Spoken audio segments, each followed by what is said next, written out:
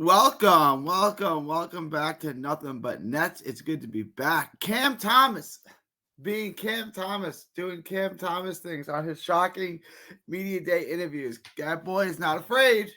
He's not afraid. He will speak his mind, and he thinks highly of himself. A lot of this I love. There's one answer I don't love.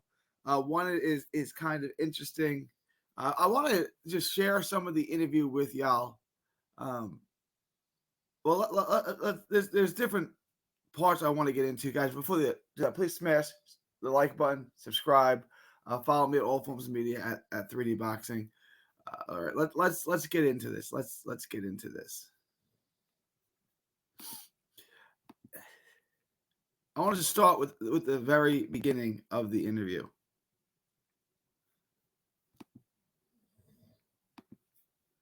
I mean, we all saw the flashes and saw the person I'm capable of becoming. So I just want to take that to another level and just keep improving, on my entire game. So just being better than I was last year. That's a good answer, but I showed the flashes and the player I'm capable of being. He thinks highly of himself, and I want to just review. Well, I want to play a little more of the interview first. The league, and there's always those stories about you and Kevin Durant, that you could be Kevin Durant in a one-on-one. I could score just as much as you, and everyone's thinking, who's this young crazy kid who thinks that? But it is pretty true. I mean, you could score against anybody in the league. Last year, though, it seemed like you worked a lot more on being a facilitator, playmaker, and still scored. Do you think that was a big step that you took last year? All right. He doesn't deny it. He agrees with it. He can beat Kevin Durant one-on-one. I don't know. I've heard these stories, so I think all net fans have that he beat Kevin, or he said he could, or Kevin Durant doesn't deny it. Cam Thomas doesn't deny it. It's like in my sport in boxing, these famous sparring sessions where this guy says, I knocked this guy out in sparring or whatever, and neither party denies it. There may be some truth to it. It's a little hard to believe that a 19-year-old Cam Thomas, what have you, beat Kevin Durant, who's 6'11", and one of the best one-on-one players to ever live in the NBA. In a game of one-on-one, it's possible, but neither party denies it. And this is the special kind of talent that Cam Thomas is. And I'm going to play a little bit more of this, and I want to kind of make my point after this.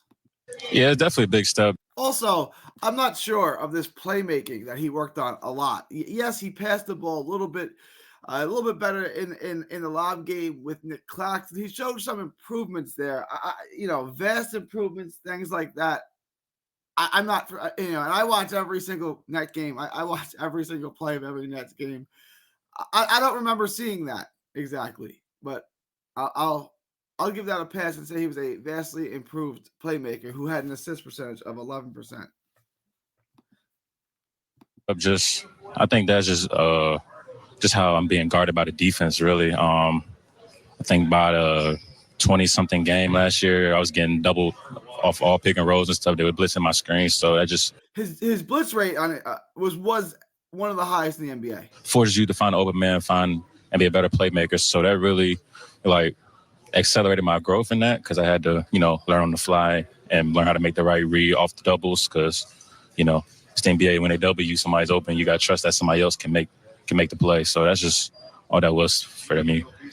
Jordy said scoring is your superpower. Yeah.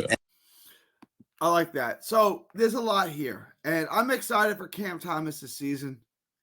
Cam Thomas gave the right answers there. When they blitz you, find the open man. He's got to work on that. He's got to be able to locate the open man and not force things up.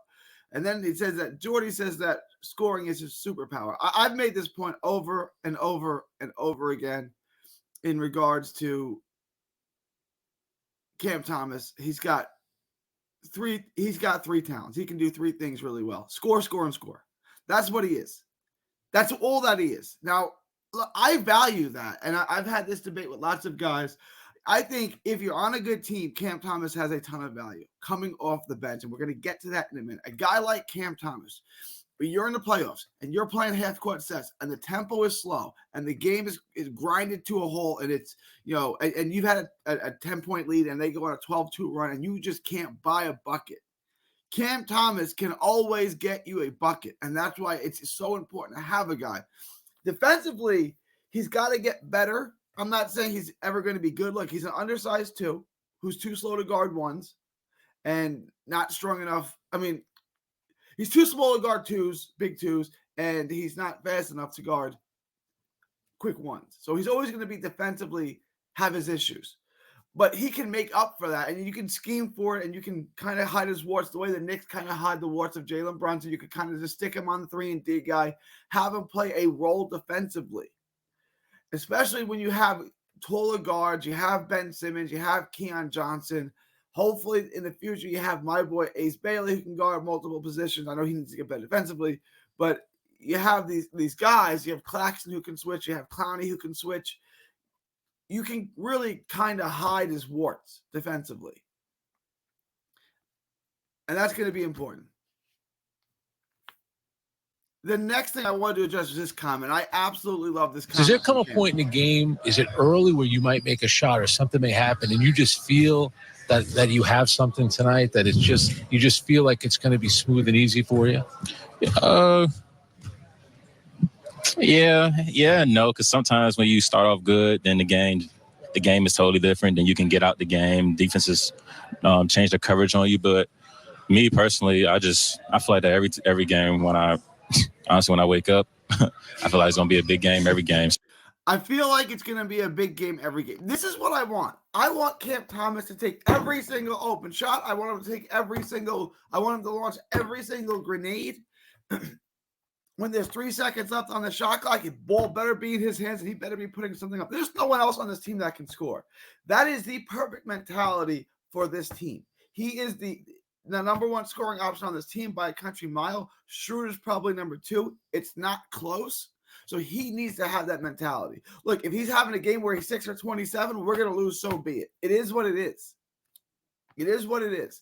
But the only way his superpower is scoring. Jordy Nelson, old wide receiver. Jordy Fernandez said it himself. His superpower is scoring. That's what he does. I mean, he may be able to fine-tune other parts of his game, but a zebra can't hide his stripes. He's a scorer. And that mentality is a scorer's mentality, and I absolutely love that mentality from Cam Thomas. Now, that's the good. That's the good answer. I want to address now the bad. Now, listen to this.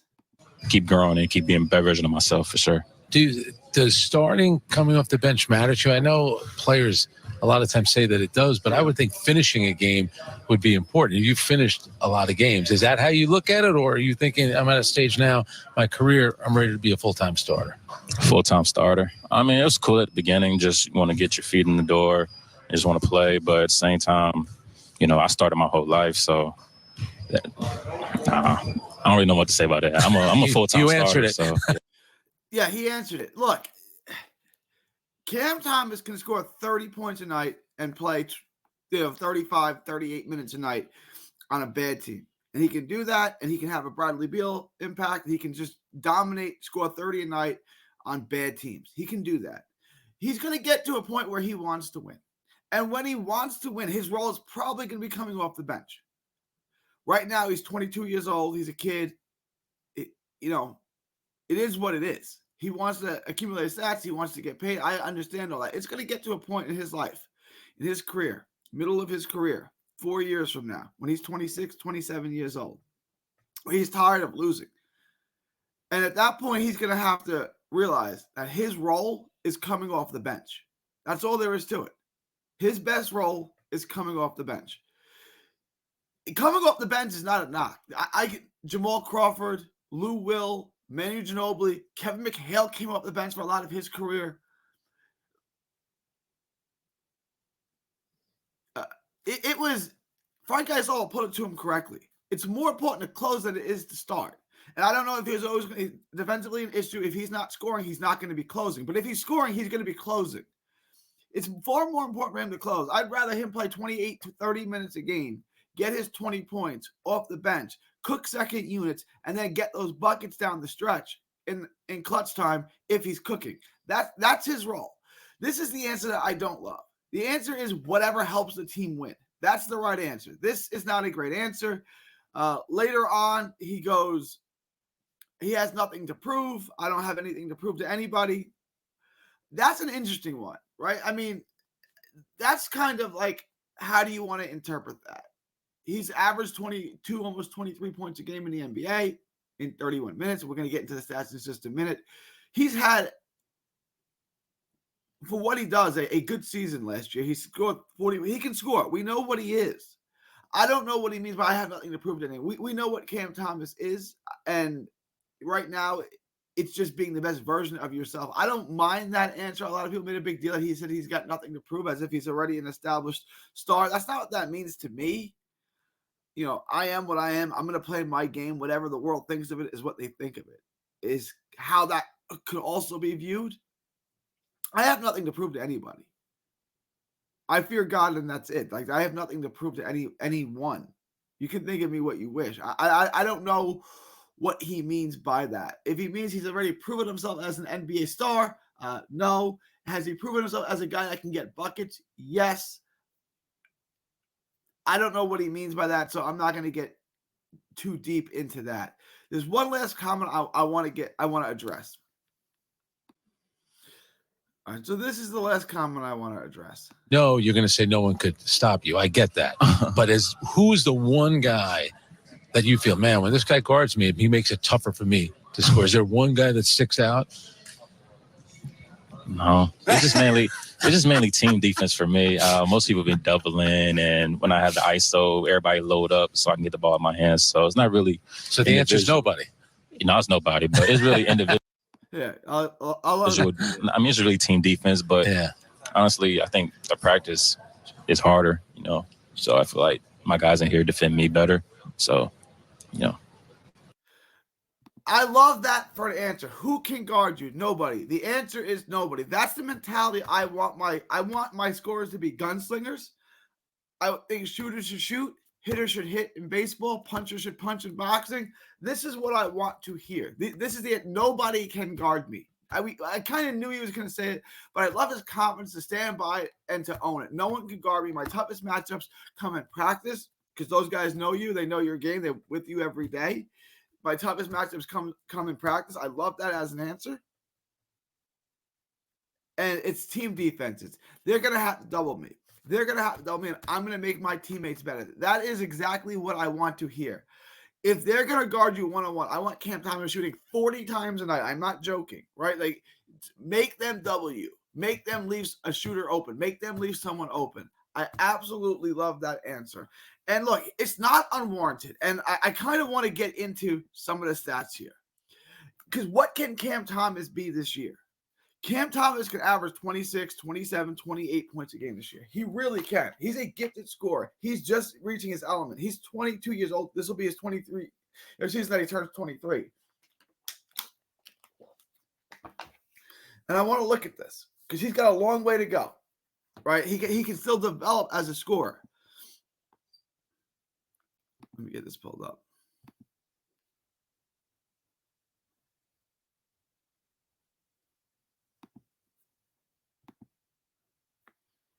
He is scoring per 48 minutes. Oh, that's the wrong one. Sorry about that. Let me pull up the right one.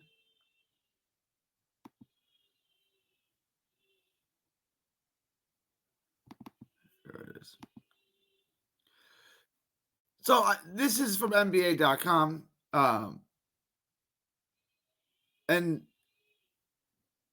this is scoring per 48 minutes. You look at the guys ahead of him.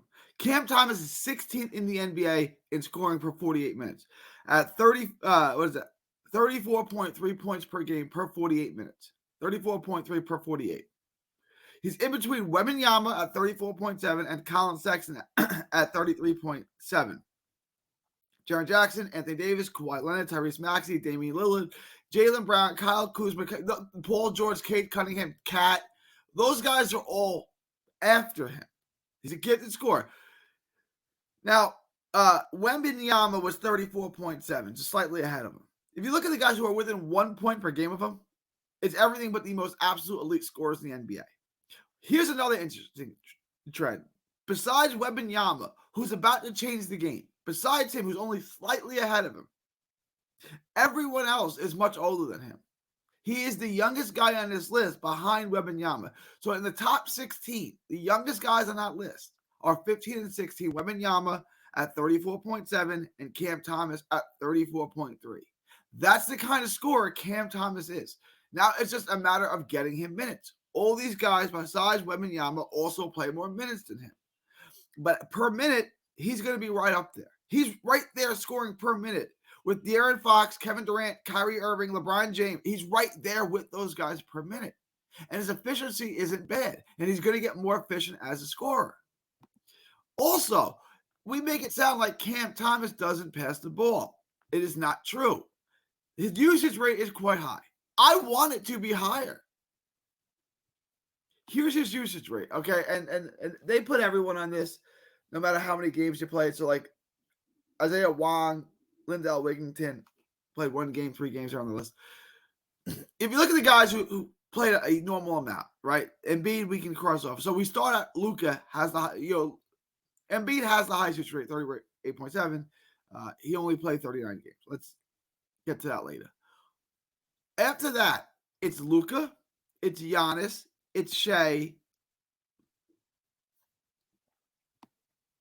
and Cam Thomas is, let's see, what is that? 1, 2, 3, 4, 5, 6, 7, 8, 9, 10, 11, 12, 13. He's 13th. Now that's high, but it's what you expect. I want him to shoot the ball more than Cade Cunningham. I want him to shoot the ball more than De'Aaron Fox. I want him to shoot the ball more than Jaren Jackson Jr. I want him to shoot the ball as much as Jalen Brunson. I want him to shoot the ball as much as LaMelo Ball. I want him to shoot the ball that much. He's that kind of gifted scorer. So here's my point in all of this. What can we expect from Cam Thomas, who averaged 23 points a game last year? Well, I think his minutes should go from 31 to 35 to 36, right? So he should play 4 or 5 more minutes a game, which is going to get him a bunch more possessions, which is going to get him, 8, 9, 10 more possessions. And I want him to shoot more. I want him to shoot more. I want him to have his usage rate up a little bit. I want him taking 4 or 5 more shots a game. At 4 or 5 shots more per game, because you're playing 4 or 5 more minutes. Let's say 4 more shots a game. I want you averaging 4 or 5 points more per game. I want you averaging at least, so I want him around 27, 28 points a game. And I think from just looking at the stats, if his minutes go from 31 to 36 per game, and his usage rate just trickles up a little bit. What was the usage rate? 29.3 to 31.4. Same usage rate as Steph Curry. And I know that sounds crazy, but it's not. When you think about, Steph Curry has a lower usage rate than LaMelo Ball. Why can't he have the same usage rate as LaMelo Ball? That's where I want his usage rate to be. So it just trickles up a little bit. You get a couple more shots. To go from 23 points a game almost to 27, 28 is absolutely within reason when you think about the more minutes. He's going to play more minutes, and he's going to raise his usage percentage just a little bit. There's no more Mikal Bridges, and I don't know how much longer Cam and Doe are going to be here, so it's going to be his offense to run. So if I'm telling you this guy's going to average 28 points per game, that is a legitimate top 10, 12 scorer, top 10 scorer in the NBA. That's where he is without really getting much better. Now, if he vastly improves, that can even go higher. But saying without much improvement, he just sharpens a little bit and he plays some more minutes and shoots the ball more. I want him to shoot the ball more. He's already going to be at around 28 points a game with what this is the final stat I want to look at, right? So here are the leading scorers in the NBA. Brunson is 4th, Durant's 5th, Booker is 6th, Tatum 7th, Fox 8th, Curry, Joker 10.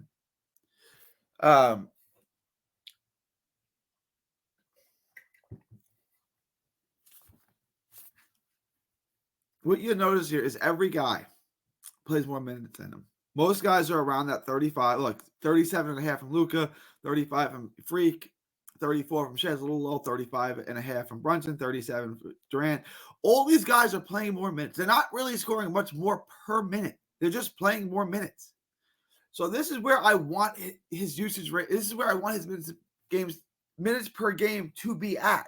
Once you do that, the numbers he's going to score more. he's going to become more efficient scoring. And when you do that, like we said, he's going to get 27, 28 points a game. That's going to put him in that Kevin Durant, Devin Booker, Jalen Brunson, Jason Tatum role. 4, 5, 6, 7, 8 in the league. That's where he can be without getting much better, just playing more minutes. So this is an exciting time for Cam Thomas, and I understand why he wants to be that guy. But like I said, when it's time for him to be on a really good team, when it's time for him to win, with his limitations defensively, with his limitations as a creator, as a playmaker, he's going to have a role off the bench. And like Jamal Crawford, Lou Williams, these guys were phenomenal scorers, but that's all they could do. And there's definitely a role for them, and there's big money to be made for those guys.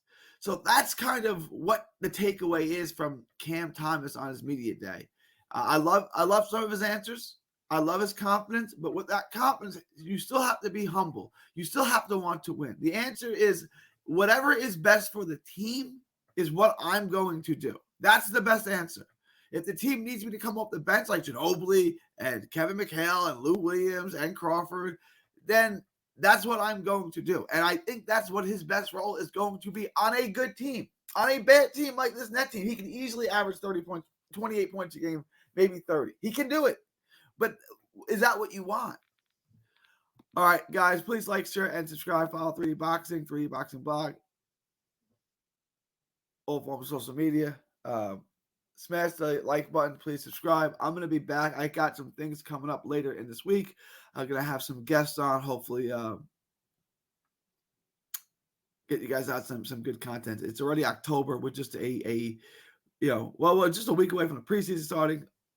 Regular season starts later this month. It's an exciting time. Guys, please smash the like button and subscribe. From Texas to the world, thank you and God bless.